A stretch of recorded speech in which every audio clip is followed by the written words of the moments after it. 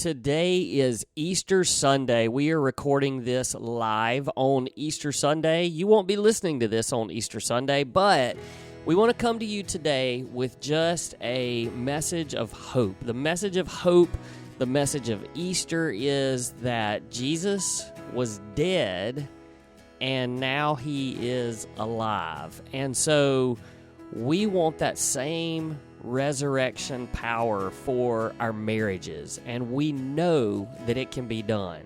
So stay tuned and hear all about resurrecting your marriage. Hey everybody, welcome back to another episode of the Redeemed Marriage Podcast. This is Rusty and Heather Bryant. It's an exciting day for those of us who are believers because today is Easter. It is Easter Sunday when we're recording this. You're obviously not listening to this on Easter Sunday because it won't go live until tomorrow. And you may be listening to this on Easter Sunday of next year. Who knows? Yeah, who knows?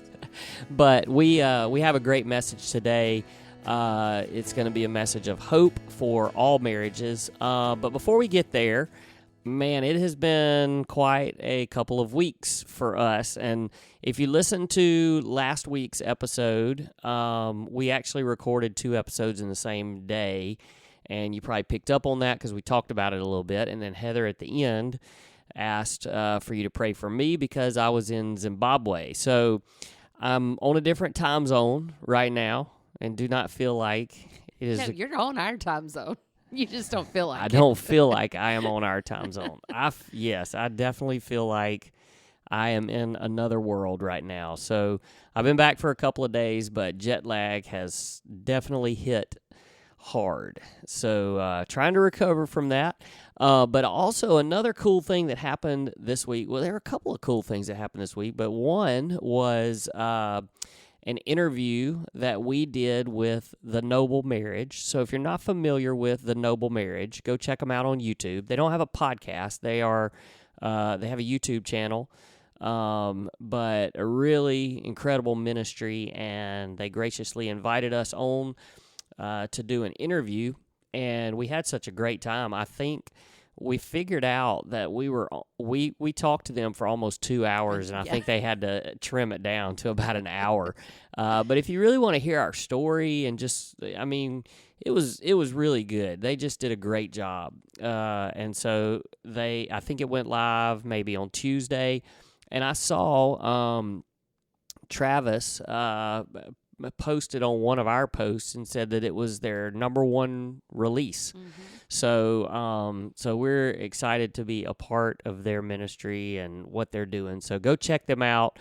It's a great ministry with lots of great resources. The Noble Marriage. Let's see. The other thing that was really cool, so this was Easter Sunday. We had Easter services at our church last night, all day today. We did 4 services, and so I was helping to lead worship, and as I was singing up on stage, I look out, and one of our favorite couples in the entire world come walking in wearing our Redeemed shirts together. Their Easter. Just incredible. Duds. Wait, what is it? The clothes? Clothes? I don't Easter attire. There. I'll just stick with that. They were looking hip. Oh Lord, here we go. No, it was so cool though, and I saw them come in, and just because obviously we've journeyed with them, and they're probably listening to this because I know they listen to our podcast, but we just love them, and they came in wearing our Redeemed shirts. And I don't know, I just got emotional just because I know, stuff that they've been through and we've been through, but, just journeying with them together. And then we got our picture made with them. Mm-hmm. Got to post that on our social media this week. So, just really cool. So anyway, but part of that is why I started thinking about, what a testimony, as a couple to wear the shirt that just says redeemed. Mm-hmm. And, that's what this podcast is all about. That's what our marriage ministry is all about. it's just about the redemptive work of Jesus in our lives. And none of that is possible, and none of that makes any kind of sense without the story of Easter. That's right. And the hope of Easter. And, I know that people listen to us, and I mean, I would venture to say that probably everyone that listens to us knows what Easter is, but not that everybody that listens to us are believers like us. But the story, I mean, it's an amazing story, what Easter is, but it's also a very simple story. I mean, just tell us the hope of Easter. Yeah. I mean, if you're not a believer, and like what Rusty said, I think you still know the story of Easter is that Jesus died on the cross for our sins. When he was hung up on the cross to die, he took on the weight and the sins of the world, specifically your sin and my sin. I mean, we've heard it said that he would have done that just for one person. So just for you, or just for me, he died on the cross and took our sins with him. And he was put in a tomb, and then 3 days later, he rose from the grave. I mean, he was risen, and I mean, that is the hope of Easter, is that even though, it was the darkest of days when he died, that he rose again, and that is our hope. And I love that you're pointing that towards marriages, because that's where ours, I mean, for all to see, ours was very public, but it looked like our marriage was dead. Mm-hmm. But because of Jesus, and Mm-hmm. only because of Jesus, was their life breathed into our marriage again, and the redemption and restoration that went with that. It's just such a pretty picture.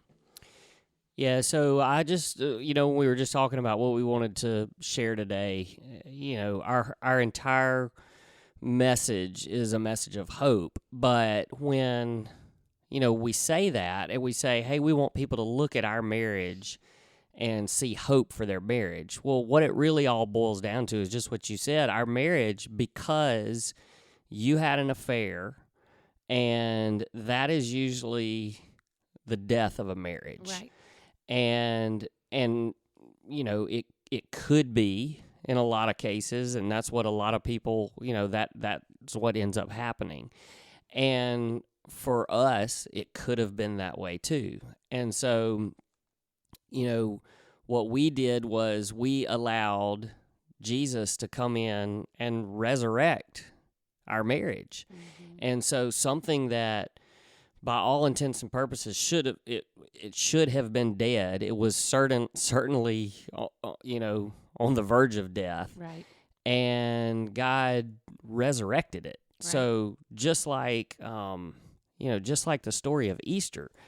And I was thinking about, on, like you mentioned, Good Friday, and how on Good Friday, that's when Jesus, which is so ironic that we now call that Good Friday. Right. And I saw that a lot this year. I don't know why that was such a big focal point this year on Good Friday. Sometimes little catchphrases happen and they just stick out and it kind of goes viral or something. And it seems like this year, for whatever reason, the little catchphrase for Friday was, how could the worst of days now be called Good Friday?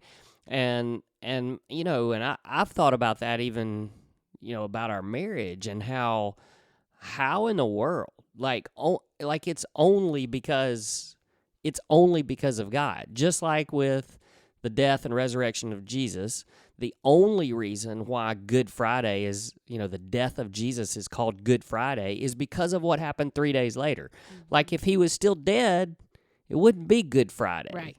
Right. but it's because he's alive. And Right. so in the same way, I think people sometimes, we kind of say, man, we wouldn't go back and relive what we went through, but we're so thankful for it. Like we can almost see what we went through as good. Right. Because of where we have come. Right. Because where it brought us. Yeah, because if you look at, and I think some people look at that and they go, how can you say, how can you say that? I mean, we even had I saw some comments even on our interview with the Noble Marriage, and somebody even pointed that out and was like, I can't see how you would ever say that was good. Well, in the same way, like, have you watched reenactments and videos of Jesus's death?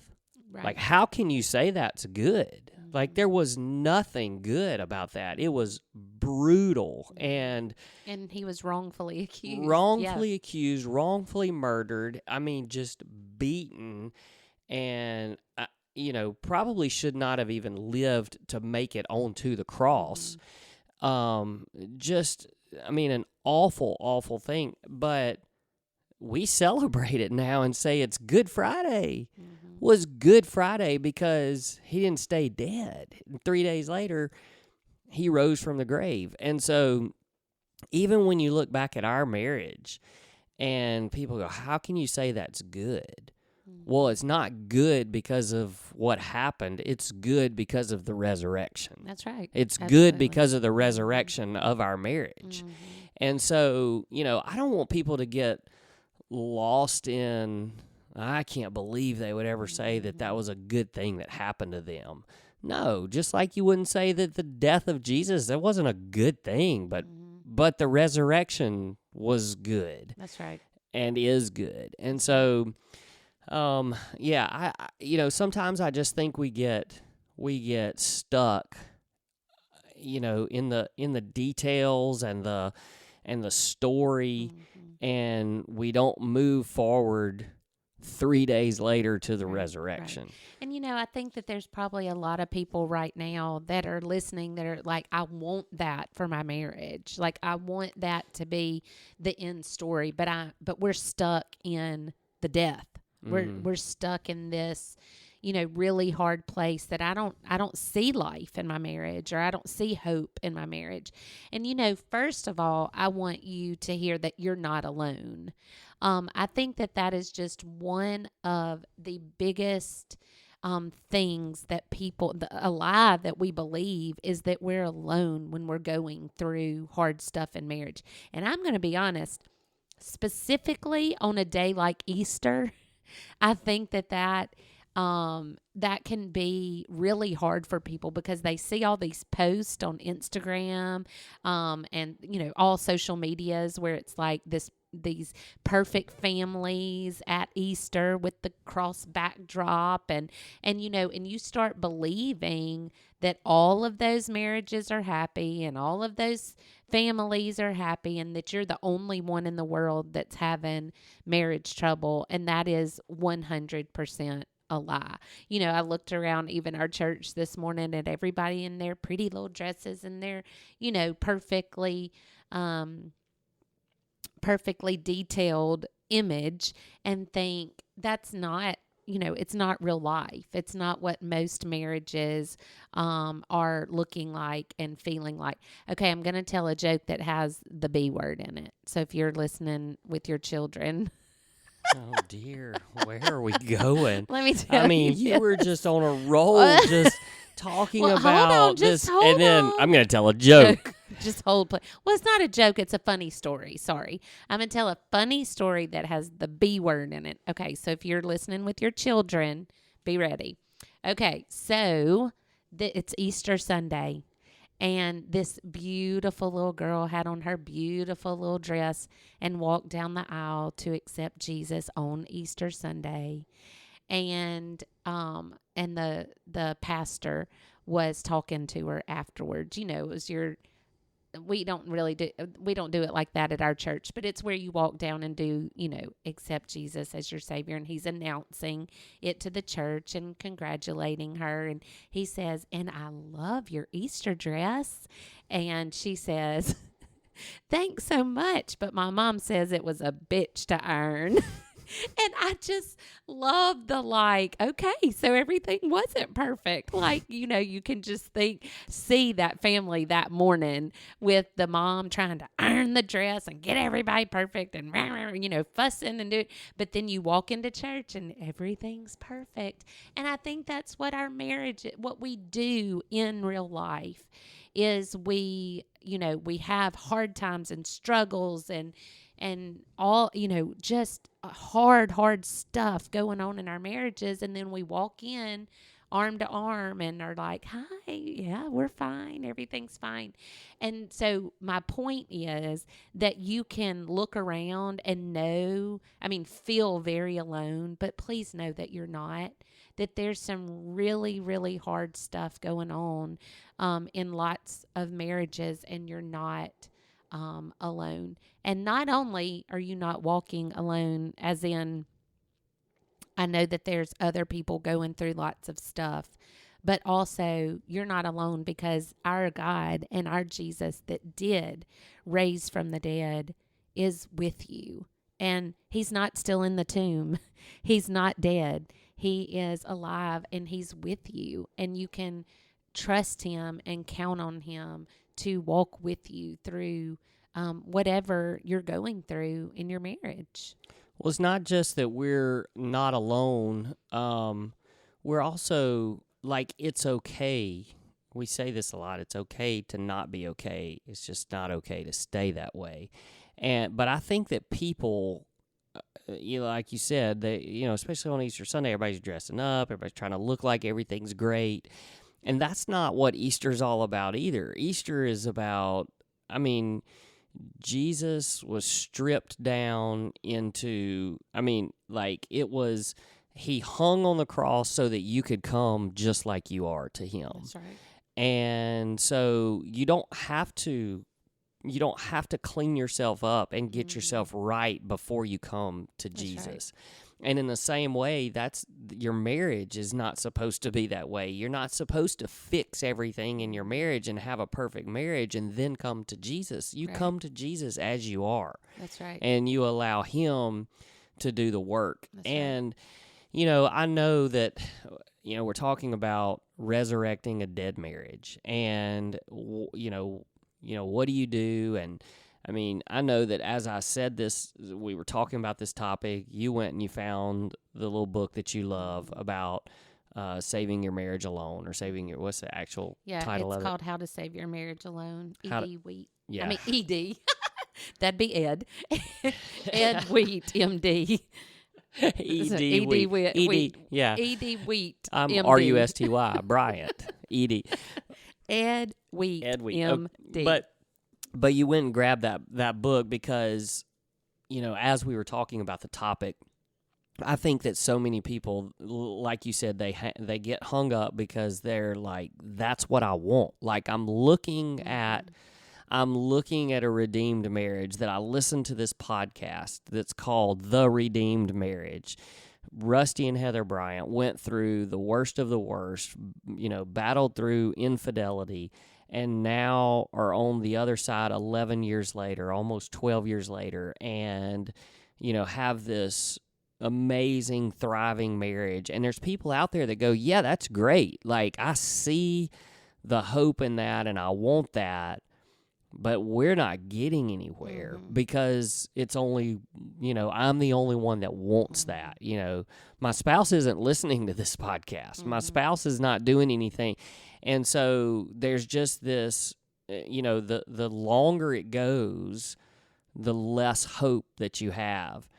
And, I think about Easter and Good Friday and what happened on Good Friday. And there were a lot, by that point, Jesus had tons of followers, like people that were following him, truly believing that he was seen his miracles. Yes, they saw all the work that he was doing. They truly believed that he was the Messiah, that he was the one that was going to save the world. Right.